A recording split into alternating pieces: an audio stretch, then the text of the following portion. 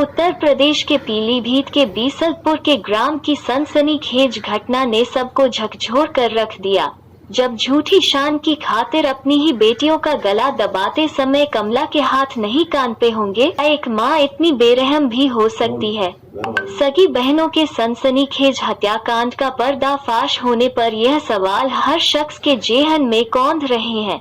हैरानी की बात तो यह है कि बेटियों के खून से हाथ रंगने का कमला को तनिक भी अफसोस नहीं है। बीसलपुर कोतवाली क्षेत्र के गांव कासिमपुर स्थित सोनी ब्रिकफील्ड ईंट भट्ठे पर कमला अपने परिवार के साथ मजदूरी करती है। कमला के परिवार में 2 पुत्र राम प्रताप एवं विजय तथा 2 जवान बेटियां पूजा और अंशिका थी। भट्ठे पर ही मुंशी महेश से बड़ी बेटी पूजा के कब नजदीकी संबंध हो गए। कमला को यह बेहद नागवार लगा। वो दोनों बेटियों से सख्ती से पेश आई, लेकिन दोनों बेटियों ने मुंह नहीं खोला। अंशिका ने मौका लगते ही मोबाइल फोन पर महेश और संजीव को इस बारे में सचेत कर दिया। शाम को कमला ने बेटे राम प्रताप और विजय को मामले के बारे में बताते हुए परिवार की बदनामी होने की आशंका जताई।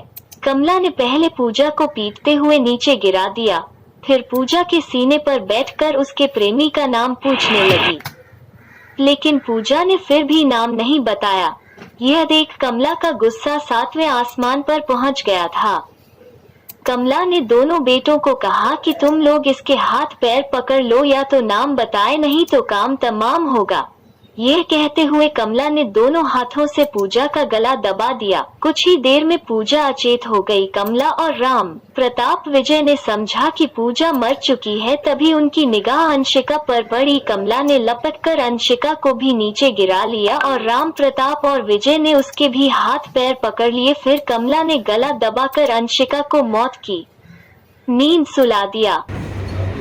ये घटनाक्रम इस प्रकार है कि ये 22 तारीख को बड़ी वाली बच्ची को फ़ोन से बात करते हुए परिवार देख लेता है। इस पर उसकी हल्की फुल्की पिटाई करते हैं, लेकिन जब रात होती है तो रात में फिर उनसे पूछताछ शुरू होती है दोनों बच्चियों से कि ये किससे बात कर रही हैं और क्यों बात कर रही हैं, फ़ोन इनको कहाँ से मिला। दोनों बच्चियों ने इसका कोई जवाब इन लोगों को नहीं दिया परिवार वालों को, इसलिए परिवार गुस्से में आ गया। अब गुस्से का कारण ये था कि बड़ी वाली बच्ची की शादी तय हो गई थी और इनको इस बात का डर था कि ये बदनामी होगी और ये बात कहीं फैलेगी और बच्चियां गलत रास्ते पे, ये इनका परसेप्शन था। इस कारण से नाराज होकर के और उस पूछताछ में ही एक बच्ची का पहले गला दबाती है माँ और उसके दोनों भाई पैर पकड़ लेते हैं, उसमें उसकी डेथ हो जाती है। दूसरी बच्ची का भी पूछताछ करते हैं, वो नहीं बताती, उसका भी गला दबा देते हैं और वो भी उसकी भी डेथ हो जाती है। ये घटनाक्रम है। जब ये दोनों खत्म हो जाती हैं तो ये परिवार परेशान हो जाता है। फिर उसमें से एक की बॉडी को ले जाकर के ये पेड़ पर टांगाते हैं जो थोड़ी दूर पे है, और उसमें टांगने में भूमिका दोनों भाई और एक उसका बहनोई वहाँ रहता है उसकी है। इन लोगों ने वहाँ टांग दिया। फिर इन लोगों ने बताया नहीं किसी को कि ऐसी ऐसी घटना हो गई है। जिनके माध्यम से ये भट्ठे पे काम कर रहे थे उसको फ़ोन जाता है। वो जब आता है तो उसने ये देखा कि ये घटना हो गई है, तो उसने ये घटना सीधे भट्ठा मालिक को बता देता है। भट्ठा मालिक इसमें कुछ नहीं करता है, वो कहता है कि तुम लोग अपने स्तर से इसे देखो।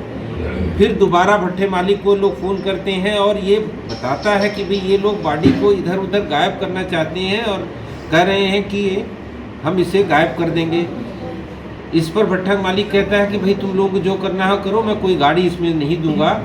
और वो भी कहता है कि हाँ जो करना हो जल्दी से कर लो। तो ये घटनाक्रम पूरा था।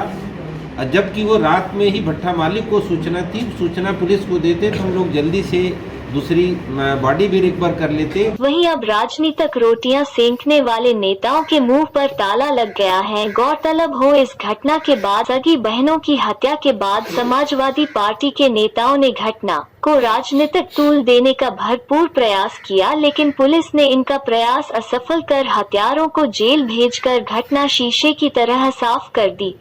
तो हम लोग ये जानना चाह रहे हैं कि पूरा वाकया आपसे जानना चाहते हैं, क्या है आप बताइए। बताओ। वाकया जो है जी मेरी दोनों बहनें मात हो गई। आपकी दोनों बहनें थी, हाँ सगी बहन थी। सगी बहनें। हाँ आपका दोनों क्या का नाम मर्डर है? हुआ है। आपका नाम क्या है? राम प्रताप शर्मा। राम प्रताप शर्मा। तो अच्छा, उनका कत्ल हुआ है, उनका मर्डर हुआ है। तो उनकी FIR अभी तक नहीं लिखी गई। नहीं लिखी गई और ना अभी तक मुलजिम को पकड़े गए। जब तक मैं लाश दफनाऊंगा नहीं, जब तक वो मुलजिम पकड़े नहीं जाएंगे। आपकी डिमांड ये है कि आपका कत्ल का मुकदमा लिखा जाए हाँ और फिर जो है मुलजिमों को गिरफ्तार किया जाए, सजा दिलवाई जाए।